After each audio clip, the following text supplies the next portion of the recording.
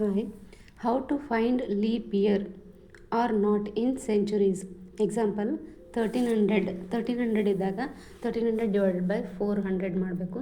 ಆವಾಗ E00 cancel ಆಗಿ remainder 1 ಬರುತ್ತೆ. So remainder is not equal to 0 ಆದಾಗ ಅದು ನಾನ್ ಲೀಪ್ ಇಯರ್ ಆಗುತ್ತೆ. NLY ಅಂದರೆ ಇದು ನಾನ್ ಲೀಪ್ ಇಯರ್.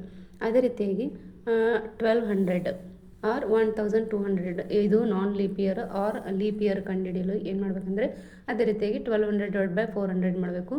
ರಿಮೈಂಡರ್ 0 ಬರುತ್ತಾ, ರಿಮೈಂಡರ್ 0 ಇದ್ದಾಗ ಅದು ಲೀಪ್ ಇಯರ್ ಆಗುತ್ತೆ. ಅದೇ ರೀತಿಯಾಗಿ ಎಕ್ಸಾಂಪಲ್ 3 1900 ಡಿವೈಡ್ ಬೈ 400 ರಿಮೈಂಡರ್ 3 ಬರುತ್ತೆ. ಅಂದರೆ remainder is not equal to 0 ಆದಾಗ ಅದು ನಾನ್ ಲೀಪ್ ಇಯರ್ ಆಗುತ್ತೆ.